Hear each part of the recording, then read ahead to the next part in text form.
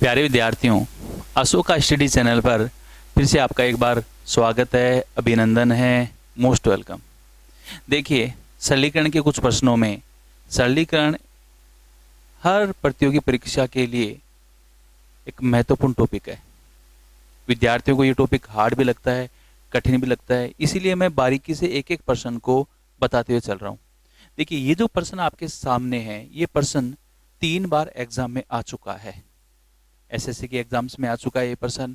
और ये प्रश्न कहना क्या चाह रहा है, देखिए, यदि 4 क्रमागत प्राकृत संख्या, सबसे पहले बात करते हैं क्रमागत की। तो कंटिन्यूअस जो नंबर्स होते हैं, जैसे मैं कह दूं कि 8, 9, 10, 11, ठीक है, ऐसे 4 क्रमागत नंबर हैं, कोई से भी हो सकते हैं, 2, 3, 4, 5, 99, 100, 101, 102, ठीक है। आगे जो कह रहा है, ये कह रहा है प्राकृत संख्या, क्योंकि ये बातें मैं इसलिए बता रहा हूं, एक एक शब्द को मैं आपको क्लियर करते हुए चल रहा हूं, क्योंकि यदि आपको पर्सन की लैंग्वेज ही नहीं पता, पर्सन की यदि आपको लैंग्वेज ही नहीं पता है तो आप पर्सन नहीं कर पाओगे, चाहे आप कितनी ही स्टडी करके गए हों। तो सबसे पहली बात है कि पर्सन की एक एक वर्ड को समझना। प्राकृत यदि हम बात करते हैं तो प्राकृत संख्या वो होती है जहां से गिनती बोली जाती है, यानी कि 1, 2, 3, 4, 1, 3, 4, तो ये होती है हमारी प्राकृत संख्याएं। तो जहां से गिनती बोली जाती है ये हमारी प्राकृत संख्याएं होती हैं, ठीक है। क्रमागत का अर्थ मैंने बता दिया, लगातार। आगे चलते हैं, संख्याओं के गुणनफल में, यानी कि इन संख्याओं का गुणा, ऐसे कोई 4 नंबर हैं, कोई से भी 4 नंबर जो लगातार हैं, और उनके गुणा में, उनको गुणा करने पर एक प्राकृत संख्या y जोड़ दी जाती है।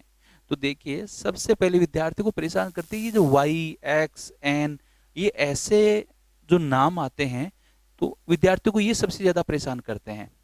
कई विद्यार्थी तो केवल n या x का नाम देखते ही छोड़ देते हैं कि हमारे बस की बात तो है ही नहीं।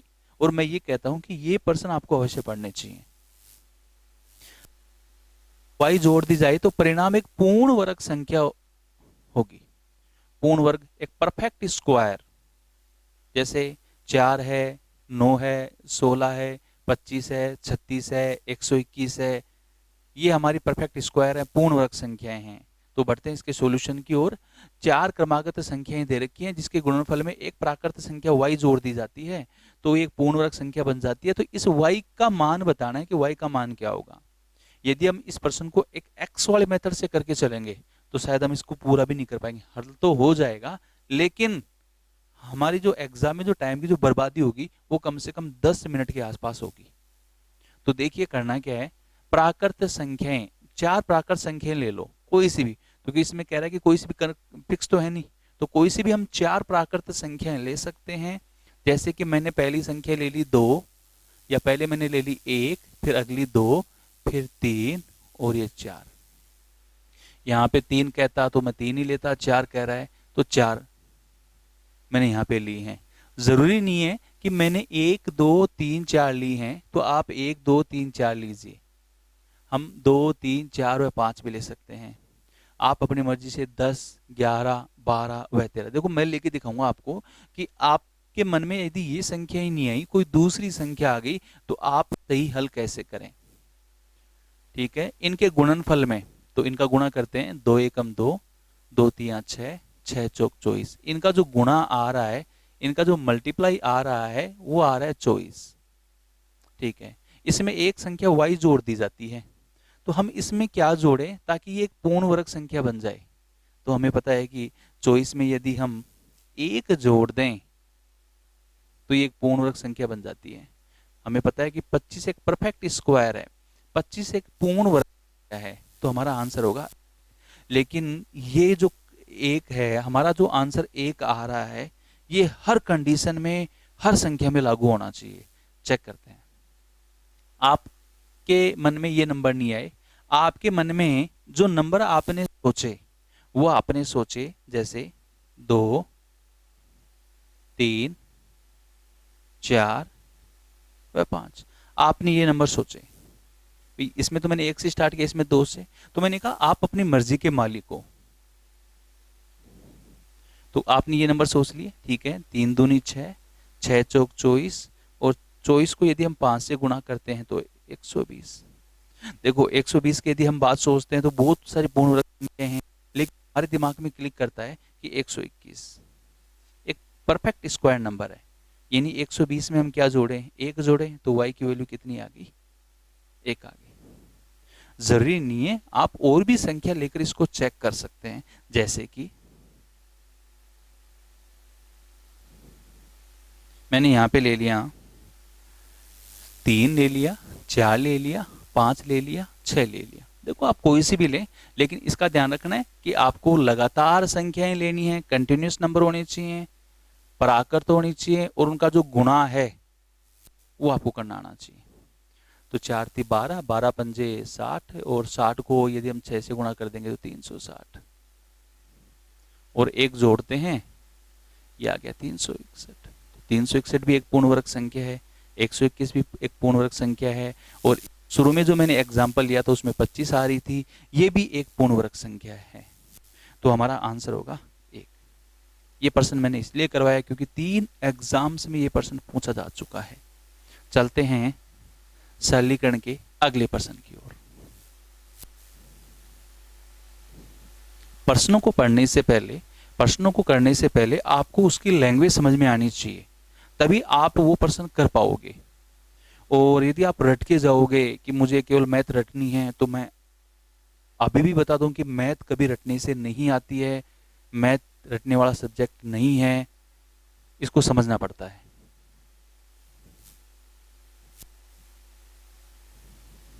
हमारा अगला प्रश्न है, जैसे कह दे कि दो संख्याओं का योग, दो नंबर हैं और दो संख्याओं का जो योग है वो 20 है। ठीक है, यदि सपोज कीजिए, देखो मैं आपके हर एक चीज, बेसिक चीज भी मैं आपको क्लियर करते हुए चल रहा हूं। मेरी यही आदत है कि मैं बेसिक भी पढ़ाता हूं ट्रिक के साथ साथ। दो संख्याओं का योग 20 है, तो मैं आपसे यदि ये कह दूं कि मैं आपको वो दो नंबर दे दूं कि एक तो P है और एक Q है, ये दो नंबर हैं सपोज कीजिए। आप XY भी ले सकते हैं, A और B भी ले सकते हैं। देखो, जिस विद्यार्थी को ये मेरा एक तरीका यदि पसंद नहीं आता है, तो मैं उसके लिए दूसरा तरीका भी बताता हूँ। दो संख्याओं का योग 20 है, यानी कि एक नंबर तो मैंने ले लिया, फिर एक ले लिया Q। ठीक है, तो क्या मुझे इसकी इक्वेशन, इसकी समीकरण बता सकते हो? तो समीकरण आप कहोगे कि सर इन दो संख्याओं का योग 20 है, तो P + Q = 20। अगर किसी ने ये सोचा है कि सर मैं तो ये नहीं मानूंगा, मेरा तो पाला हमेशा x और y से पड़ता रहता है, ना तो मैं x को बख्शता ना मैं y को बख्शता, मेरा पाला इन्हीं से पड़ा रहता है, तो मैं दो नंबर ये सोच लेता हूं, और इन दो संख्याओं का योग 20 है, तो x + y = 20। ठीक है, मैं कह दूं, आगे प्रश्न को बढ़ाता हूं मैं, तथा उनका अंतर, उनका जो डिफरेंस है, तथा उनका अंतर 4 है। उन दोनों का जो डिफरेंस है वो 4 है, यानी कि किसी ने अगर A और B मानी है तो A - B = 4। तो बताओ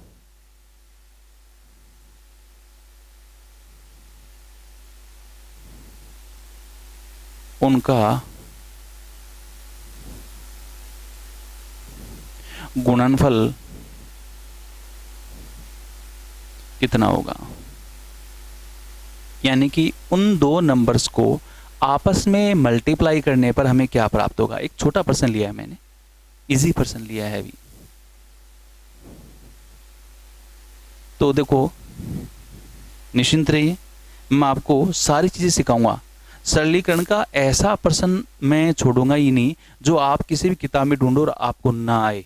बस जितने भी वीडियो बनते हैं सरलीकरण के, 20 बने चाहे 50 वीडियो बने, आपको सारे वीडियो देखने हैं, कंटिन्यूस देखने हैं। कुछ टॉपिक्स हार्ड्स होंगे अंदर, इसके अंदर कुछ यानी प्रश्न कठिन होंगे, कुछ ईजी होंगे, तो सारे प्रश्न मैं आपको करवाऊंगा। सरलीकरण में मैं आपके लिए संख्या पद्धति, वर्ग, घन, घनमूल, घातांकनी, ऐसे ढेरों चैप्टर हैं जो मैं आपको सरलीकरण में ही पढ़ाऊंगा। इन चैप्टरों को मैं अलग अलग भी पढ़ाऊंगा, मैंने पिछले वीडियो में भी आपको बताया होगा। चलो प्रश्न की ओर बढ़ते हैं, आपका ज़्यादा समय खराब नहीं करते हुए। दो संख्याओं का योग 20 है, यानी कि मैंने कहा कि आप अपनी मर्जी से कोई से भी दो नंबर ढूंढ लो, यानी कि दो चर राशियां देख लो, एक्स और वाई, ए और बी, पी और क्यू। जैसे किसी ने कहा कि सर मैंने एक नंबर तो एक्स ले लिया, ए ले लिया, और एक नंबर मैंने बी ले लिया, मैंने तो ये सोची है, ठीक है। तो दो संख्याओं का योग 20 है, तो आप कहोगे कि सर इन दोनों का जो सम है वो 20 है। देखो मैं इसका सीधा तरीका बताऊंगा, हर पर्सन का मैं बिल्कुल शॉर्टकट मेथड भी बताऊंगा, लेकिन पहले बेसिक। तथा उनका अंतर 4 है। इनका जो डिफरेंस है, इन दो नंबर का जो डिफरेंस है वो 4 है। a माइनस बी बराबर कितना? 4। बिल्कुल बोलो हाँ कि ना, समझ में आ रहा है कि नहीं आ रहा, कमेंट्स में आप लिख सकते हैं, ठीक है। दो संख्याओं का योग 20 है और उन्हीं संख्याओं का जो अंतर है वो 4 है। तो सबसे पहले यहाँ से अपन वो संख्या पता कर लेते हैं। तो देखिए इसको यदि मैं सोल्व करूँ तो ये a प्लस का है, ये भी a प्लस का है, ये 2a हो गया। ये b प्लस का है, ये b माइनस का है, कैंसिल आउट हो गया। b प्लस का है, b माइनस का है, कट जाएगा। और ये 20 प्लस 4 24। मैंने यहाँ पे इनको जोड़ा क्यों है? ये भी प्लस है, यहाँ पे भी प्लस है, 24 हो जाएगा। ये प्लस है, ये प्लस है, 2 हो जाएगा। ये प्लस माइनस था, कट गया, ठीक है। 2a का मान आ गया 24, a बराबर 12। 2 यहाँ पर गुणा में था, भाग में चला जाएगा, तो a का मान कितना आ गया? 12। a की जो वैल्यू आई वो आई कितनी? 12। अब आप ही देखो कि दो नंबर ऐसे हैं जिनका योग 20 है, दो नंबर ऐसे हैं जिनका योग 20 है, उसमें से एक 12 है तो दूसरी संख्या आ जाएगी 8। आप चेक कर सकते हैं, 12 प्लस 8 ये 20 हो गया, और 12 में से यदि हम 8 कम कर दें तो अंतर कितना है? 4। तो उन संख्याओं का गुणनफल, इन दोनों का मल्टीप्लाई जो होगा वो कितना होगा? तो ये हो गया 12 × 96। ये हमारा आंसर हो गया। चलिए ये तो हो गया उसका पूरा बेसिक, ठीक है। यदि हम इसके डायरेक्ट मेथड में आना चाहें तो देखिए, यदि आपको ऐसी कोई कंडीशन मिलती है कि दो संख्याओं का योग दे रखा है और दो संख्याओं का अंतर 4 दे रखा है, तो सबसे पहले आपको मैं यही सजेस्ट करूंगा कि ट्रिक पढ़ने से पहले आप बेसिक अवश्य पढ़ लें, तभी आपकी मैथ स्ट्रांग होगी। और केवल आप एक ट्रिक के बेस के ऊपर जाओगे तो आप पूरा नहीं कर पाओगे पेपर को, यानी कि प्रश्न पूरे नहीं कर पाओगे। दो संख्याओं का योग 20 है, ठीक है, दो संख्याओं का अंतर 4 है, ठीक है। तो आप क्या कीजिए, यदि आपको डायरेक्ट वो नंबर पता करने हैं तो एक बार तो दोनों को जोड़ के डिवाइड बाय 2 कर दो, ठीक है।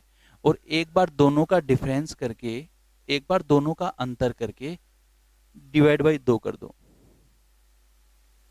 एक करना है 20 और 4 24, डिवाइड बाय 2, ये आ गया 12, ठीक है। पहला अंक आ गया, बड़ी संख्या हमारी आ गई, ठीक है। 20 में से 4 गए तो 16, और 16 को यदि हम 2 से डिवाइड करेंगे तो ये आ जाएगा 8।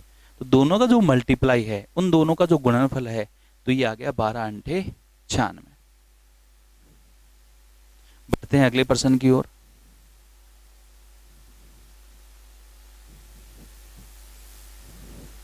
एक प्रश्न और ले लेते हैं ऐसा।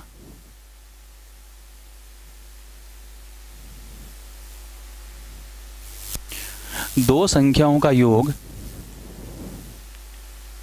90 है और उनका अंतर 10 है, तो बताओ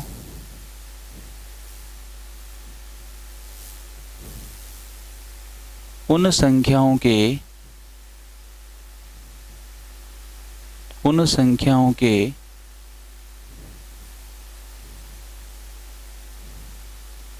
वर्गों का योग कितना होगा?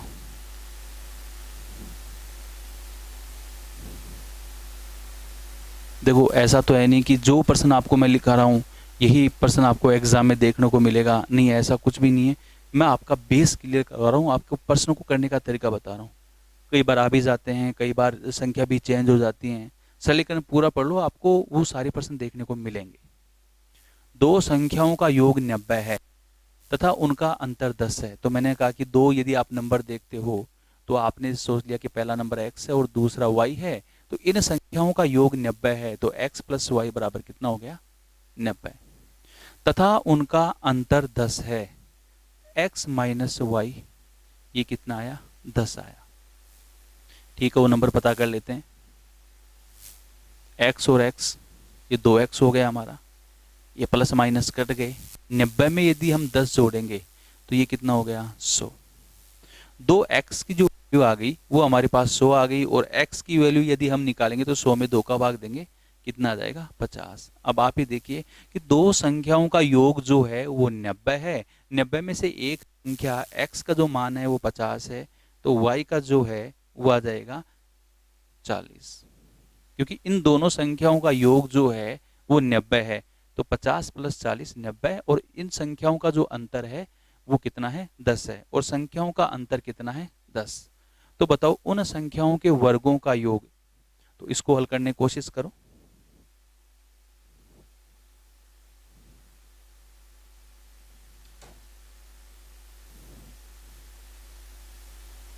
तो उन संख्याओं के वर्गों का योग, ठीक है।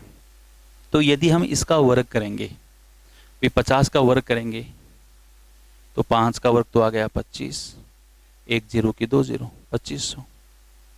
ठीक है, यदि हम 40 का भी वर्ग करेंगे तो 4 का वर्ग हो गया 16, 2 जीरो, जोड़ दीजिए इसको, 0 0, 6 और 5 11, 1 2 और 1 3 और 1 4, ये आ गया 4100। तो उन संख्याओं के वर्गों का जो योग होगा वो होगा 4100।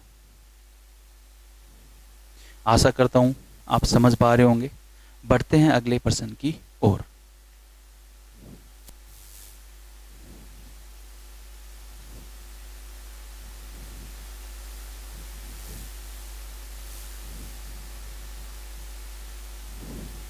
अगला प्रश्न है हमारा,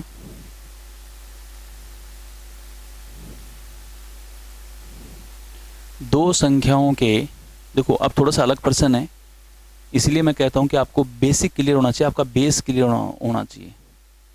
दो संख्याओं के वर्गों का जो डिफरेंस है, वर्गों का जो अंतर है वो 33 है, तथा उन दोनों संख्याओं का, तथा उन दोनों जो दो नंबर हैं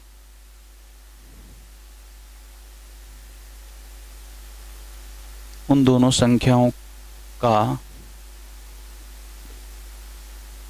योग 11 है। तो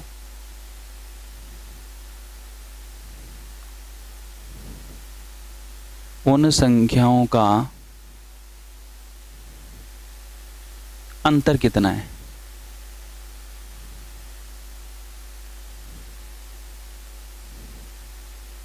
ऑप्शन हमारे पास, ए ऑप्शन 3 है, बी ऑप्शन में 4 है, सी में 5 है और डी में 6 है।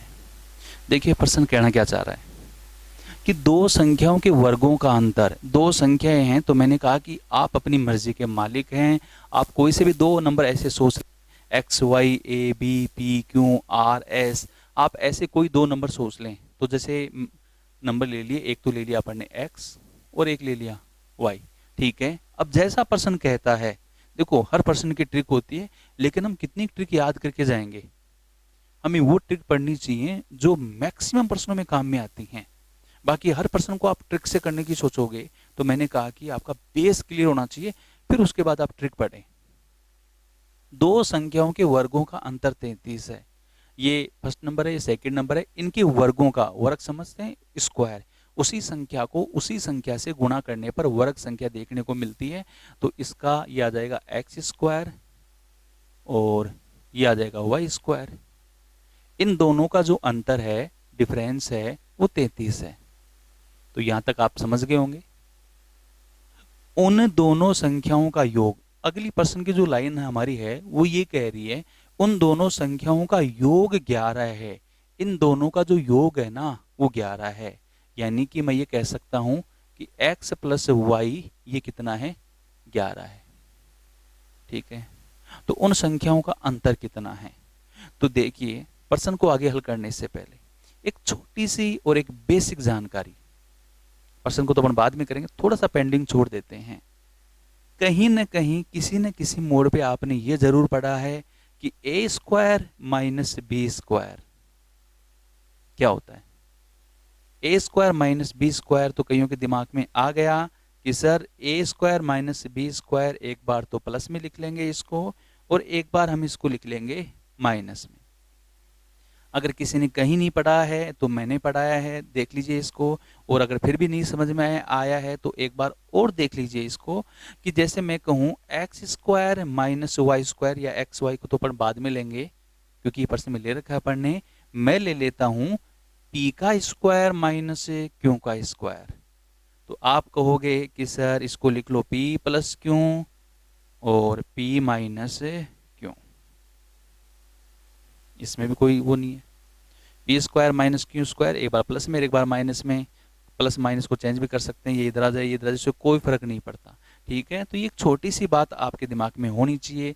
ये कब होती है कि जब दोनों संख्याओं का वर्ग होता है और बीच में माइनस यदि होता है तो हमें ये पता होना चाहिए कि ए स्क्वायर माइनस बी स्क्वायर एक बार प्लस में और एक बार माइनस में। ठीक है, तो मैं आपको ये कहूं कि यही कंडीशन आप इसके ऊपर लागू करो, एक्स और वाई के ऊपर लागू करो। यानी कि मैं ये कह रहा हूं कि ये है X square minus Y square, इसको आप खोलिए, इसमें वो फॉर्मूला पुटअप करो तो आप कहोगे कि सर एक बार तो इसको प्लस में लिख दो एक्स प्लस वाई और एक बार इसको माइनस में लिख दो एक्स माइनस वाई। बोलो ठीक है, समझ गए इतना? अगर इतना भी समझ गए तो आपका प्रश्न हल हो गया। X square minus Y square की वैल्यू हमारे पास कितनी है, 33 है, तो यहाँ पर हम 33 लिख लेंगे। ठीक है, और आगे चलते हैं। एक्स प्लस वाई की वैल्यू अपने पास कितनी है, 11 है, मैं यहाँ पे 11 लिख लेता हूँ और मल्टीप्लाई में है एक्स माइनस वाई। अब ये तो आपको अच्छे से पता है कि कोई संख्या यदि यहाँ पर गुणा में है, कोई संख्या यहाँ पर गुणा में है तो वो भाग में चली जाएगी, और 33 में हम 11 का भाग देंगे तो कितना आ जाएगा, 3। 11 नीचे चला जाएगा तो 3 आ जाएगा x माइनस वाई। यानी कि x माइनस वाई क्या कह रहा है कि x हमारी पहली संख्या थी और y हमारी दूसरी संख्या थी, और दोनों को घटाने पर दोनों का जो अंतर है वो हमारे पास कितना है, 3 है। दैट इज हमारा आंसर, यानी हमारा आंसर कितना है, ए ऑप्शन है। आशा करता हूं आप समझ रहे होंगे, और यदि नहीं समझ में आया है तो ऐसा ही प्रश्न एक और लेता हूं, लेकिन वो प्रश्न थोड़ा सा इससे अलग है। क्या अलग है, देखिए। यही प्रश्न यदि x और y के रूप में आ जाता है तो हमें एग्जाम में बहुत कठिन लगता है। तो देखिए इस प्रश्न को थोड़ा सा डिफिकल्ट बना देता हूं, और आज जितने भी प्रश्न मैं करवा रहा हूं ये सारे प्रश्न एसएससी के एग्जाम्स में आए हुए हैं।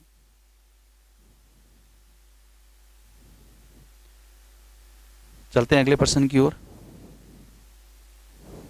दो संख्याओं का अंतर x है, दो संख्याओं के वर्गों का अंतर, उनके स्क्वायर का अंतर x है, तथा उन दोनों संख्याओं का योग y है, तो उन संख्याओं का अंतर कितना होगा। ये ऑप्शन है xy, बी ऑप्शन है y बटा x, सी ऑप्शन है x बटे y, और डी ऑप्शन है y का स्क्वायर बटा x। देखिए प्रश्न क्या रहा है कि दो संख्याओं का, एक एक लाइन क्लियर करवा रहा हूं, वीडियो को पूरा देखना है तभी क्लास समझ में आएगी। बीच में आधा देख के स्किप कर दोगे तो उससे अच्छा है कि वीडियो को देखना ही नहीं है। ठीक है, और फ्री में वीडियो देखना नहीं है, आपको फ्री में क्लासें मिल रही हैं और उसी प्रकार से मिल रही हैं जैसे कि मैं ऑफलाइन बैचेस में पढ़ाता हूँ। दो संख्याओं के वर्गों का अंतर, यानी दो संख्याएं हम सोच लेते हैं कि a और b, p और q, तो हमने सोच ली एक संख्या तो हमने ले ली a और एक संख्या हमने सोच ली p। नहीं कर पाए कोई दिक्कत नहीं है, मैं हल करवा रहा हूं। जहां तक भी आप इसको हल कर सकें कोशिश करनी है। पहले दो संख्याओं के वर्गों का अंतर x है, यानी इसका वर्ग करना है, तो a का वर्ग होगा a स्क्वायर और b का वर्ग होगा b स्क्वायर। इन दोनों का अंतर x है, इन दोनों का अंतर कितना है, x है। उन दोनों संख्याओं का योग y है। इन दोनों संख्याओं का योग मैं यहां पे ले लेता हूं a प्लस बी, ठीक है, ये कितना है, ये y है। ये भी क्लियर हो गया। अगर इतना ही हो गया तो प्रश्न हमारा पूरा भी हो गया। कैसे हो गया, इसको देखो, a square minus B square, इसे किसी मोड पे तो याद आता ही है कि a square minus B square हम a प्लस बी और a माइनस बी, यानी कि a square minus B square को यदि मैं खोलूं, इसको यदि मैं ओपन करूं तो ये होगा a प्लस बी और a माइनस बी। और ये तो पता ही होना चाहिए, बेसिक चीज है कि a square minus B square a plus B और a माइनस बी, ठीक है। a square minus B square की वैल्यू है हमारे पास x, यहाँ पे रख दिया मैंने। a प्लस बी की वैल्यू हमारे पास है y, ये यहाँ पे रख दिया मैंने y, ये गुणा में आ गया a माइनस बी। बोलो हाँ कि ना, इतना समझ में आया कि नहीं आया? और इतना आ गया तो प्रश्न भी हल हो गया। हमें निकालना है कि उन संख्याओं का अंतर कितना है, डिफरेंस कितना है, यानी कि ये अंतर निकालना है। और सीधी सी बात है, नहीं भी निकालना है तो हमें पता है कि y यहाँ पर गुणा में है, और गुणा में है तो ये कहाँ चला जाएगा, भाग में, डिवाइड में चला जाएगा। तो इसको मैं लिख लूंगा x बटे वाई बराबर हमारे पास क्या आया, a माइनस बी, ठीक है। तो a माइनस बी, उन संख्याओं का अंतर आया x बटे वाई, यानी कि सी ऑप्शन हमारा राइट आंसर होगा। ये एक अच्छा प्रश्न था। चलते हैं हम अगले प्रश्न की ओर, और उससे पहले इसी प्रकार के प्रश्न मैं ले आऊंगा जिससे आपकी इनकी प्रैक्टिस होए।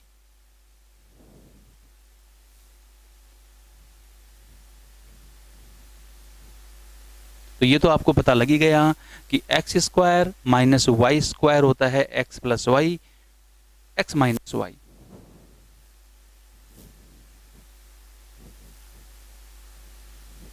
जैसे अगले प्रश्न में चलते हैं हम।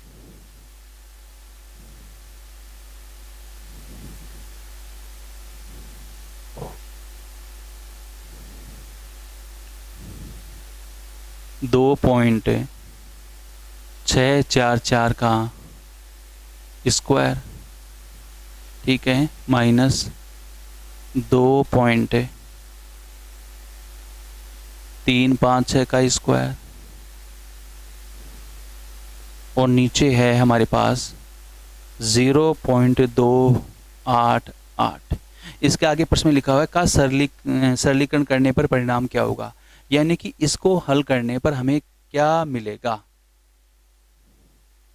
ये भी एग्जाम में आया क्वेश्चन है। ए बी सी ऑप्शन हमारा 5 और डी ऑप्शन है हमारा 6। देखिए, यानी कि इसको हल करने पर हमें क्या मिलेगा। तो सबसे पहले जिस बात के ऊपर मैं गौर कर रहा था, जिस बात को मैं बार बार समझा रहा था कि a square minus B square होता क्या है, तो आप कहोगे कि सर a प्लस बी और a माइनस बी यही होता है, ठीक है।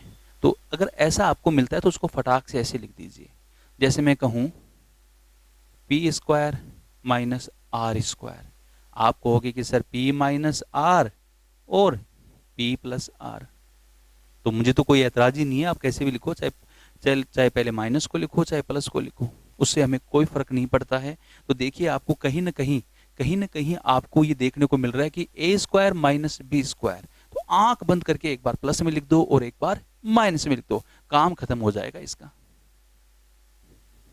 यानी कि इसको मैं क्या लिखूंगा, एक बार प्लस में और एक बार माइनस में, यानी कि मैं लिखता हूं 2.644। एक बार तो मैं लिख दूंगा इसको प्लस में, थोड़ा इधर ले लेता हूं नहीं तो उधर जगह बचेगी नहीं, 2.644 प्लस 2.356। एक बार तो मैंने इसको लिख लिया प्लस में, और फटाफट इसको मैं एक बार ले लेता हूँ 2.644 -2.356। एक बार मैंने लिखा इसको प्लस में और एक बार लिखा मैंने माइनस में। नीचे अगर यहाँ पर कुछ भी और अलग कोई समीकरण होती है तो उसको सोल्व करके लिख लेंगे, लेकिन ऐसा कुछ नहीं है। यहाँ पर नीचे लिखा हुआ है 0.288, 0.288। कोई कहे कि सर आप 0 पॉइंट इसको 288 भी बोल सकते हो। देखो मैथमेटिक्स का रूल है कि आप पॉइंट के बाद वाली संख्या को कंटिन्यू नहीं बोल सकते, 288 नहीं बोल सकते, उनको बोलना होता है 0.288। यदि हम इसको ऐड करते हैं 2.644 में, ठीक है, हम ऐड करेंगे 2.356। यदि हम इसको जोड़ते हैं तो देखो पॉइंट के नीचे पॉइंट लिखना है, 6 और 4 10, 1, 4 और 1 5 और 5 10, 1, 6 और 3 9 और 1 10, 1, 2 2 4 और 1 5, यानी 5.00 को इसको मैं लिख दूंगा 5। और यदि मैं इसको घटाऊंगा, यदि मैं इसमें से ये घटाऊंगा, आपके समय की बचत के लिए मैं इसको यहाँ पर माइनस का चिन्ह कर देता हूँ और दोबारा लिखने की आवश्यकता नहीं है। 14 में से एक इधर हासिल के लिए लेंगे, 14 में से यदि मैं 6 घटाऊंगा तो 8 आ जाएगा, यहाँ पे 3 बचा। एक फिर इधर ले लेता हूँ 13, 13 में से यदि मैं 5 घटाऊंगा तो फिर 8 बचा। 5 में से यदि मैं 3 घटाऊंगा तो 2 बचा, 0.288, 0.288। ठीक है, नीचे हमारा है 0.288। इससे ये कैंसिल आउट हो जाएगा और आपको आंसर पता लग ही गया होगा कि हमारे पास जो बचेगा वही हमारा आंसर है। इसको इससे काट दिया तो हमारे पास आंसर बचा 5, दैट इज यानी कि सी हमारा राइट आंसर है।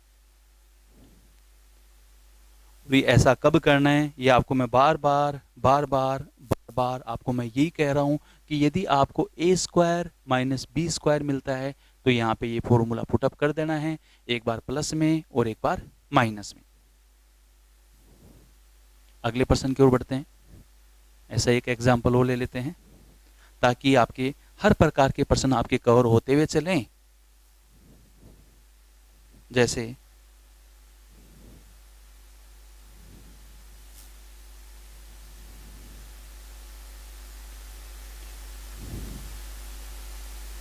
3.63 का होल स्क्वायर माइनस 2.37 का होल स्क्वायर, नीचे 3.63 प्लस में 2.37। इसके ऑप्शन भी मैं आपके लिए लिख देता हूँ, 6 है, बी ऑप्शन में 1.36 है, सी ऑप्शन में 2.26 है। जब तक मैं ऑप्शन लिखूं तब तक आप अपनी कॉपी में प्रश्न को हल भी कर सकते हैं कि सर ऑप्शन लिख रहे हैं तब तक चलो अपन हल कर लेते हैं, और इतना टाइम पर्याप्त होता है कि 20-30 सेकंड इस प्रश्न को करने के लिए, इन छोटे प्रश्नों को करने के लिए। डी ऑप्शन है 1.26। ठीक है, इसको सोल्व करते हैं हम। तो देखिए आपको कहीं ना कहीं वही देखने को मिल रहा है, ए स्क्वायर माइनस बी स्क्वायर। तो ये तो आपको कन्फर्म हो गया कि ए स्क्वायर माइनस बी स्क्वायर यदि ऐसा मिलता है तो एक बार प्लस में और एक बार माइनस में लिखना होता है। तो चलो एक बार प्लस में लिखते हैं, 3.63 एक बार प्लस में लिख देंगे, 2.37 और एक बार माइनस में लिख देंगे, यानी कि 3.63 माइनस में 2.37। नीचे ऐड करना चाहो ऐड कर सकते हो, क्योंकि ध्यान से देखो ऐसा का ऐसा कदम हमें यहाँ पर देखने को मिल रहा है। तो मैं इसको कट नहीं करता हूँ, 3.63 प्लस में 2.37। तो देखिए ये इससे कैंसिल हो जाएगा।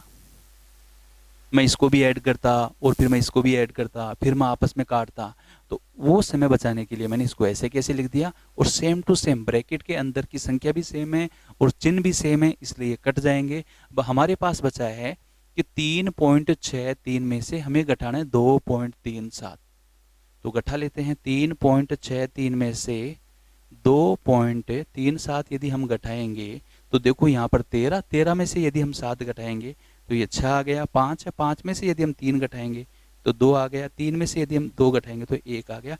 1.26 यानी कि डी ऑप्शन हमारा राइट आंसर है। आशा करता हूँ आपकी सारी चीज़ें धीरे धीरे क्लियर होती हुई जा रही हैं। हो सकता है कि आपका मैं टाइम 40 मिनट खराब करता हूँ, लेकिन 40 मिनट में आपको मैं बहुत कुछ सिखा के जाता हूँ। ऐसी चीज़ें की जो यूट्यूब के ऊपर कम देखने को मिलती हैं, एक एक बेसिक चीज़ें मैं आपको क्लियर करते हुए चल रहा हूँ। बढ़ते हैं अगले प्रश्न की ओर।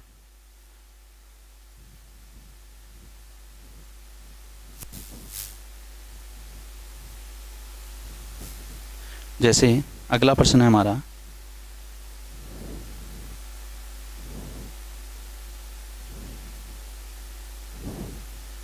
जीरो पॉइंट 03 का होल स्क्वायर, 0.01 का होल स्क्वायर।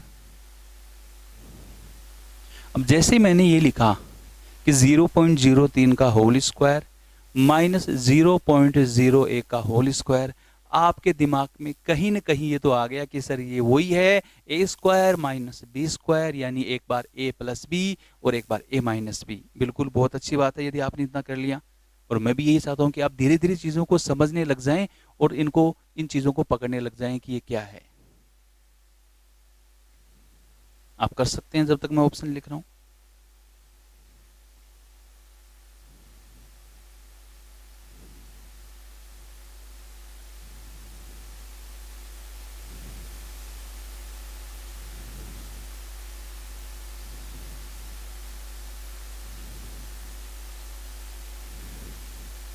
देखिए, ए स्क्वायर माइनस बी स्क्वायर, तो बार बार मैं फॉर्मूला लिख नहीं रहा, अब मैं इसको डायरेक्ट हल कर रहा हूँ। 0.03 एक बार तो प्लस में लिख देता हूँ, 0.01 ठीक है, और एक बार इसी को मैं माइनस में लिख देता हूँ, 0.03 माइनस 0.01, और नीचे जो हमारा आएगा ये आ गया 0.03 माइनस 0.01, ठीक है। तो देखिए इसको मैं सोल्व करता तो 0.02 देखने को आता, लेकिन मैं वो टाइम वेस्टेज ही करूंगा। यदि मुझे ऐसा का ऐसा पद ऊपर देखने को मिल रहा है तो मैं इसको आंख बंद करके काट दूंगा। हमारे पास बचा 0.03 प्लस 0.01, और इसको हमें ऐड करना है। 0.03 में यदि 0.01 ऐड करेंगे तो ये 4 हो जाएगा, 0.04, यानी कि डी हमारा राइट आंसर। छोटे प्रश्न हैं, बिल्कुल बेसिक बातें हैं, तो मैंने आपको पहले भी बताया कि मैं आपको छोटी से लेके बड़ी बात तक आपको मैं बताऊंगा, और इजी लेवल से लेके आपको मैं हाई लेवल तक के प्रश्न आपको मैं करवाऊंगा। आशा करता हूं आपको मैंने जितने भी चीज़ें पढ़ाई हैं वो अच्छे से क्लियर हैं। बार बार वीडियो को देखते रहें और अपनी एक नोटबुक बना लें कि सरलीकरण में, सिंप्लीफिकेशन में ये प्रश्न हमने करवाए हैं।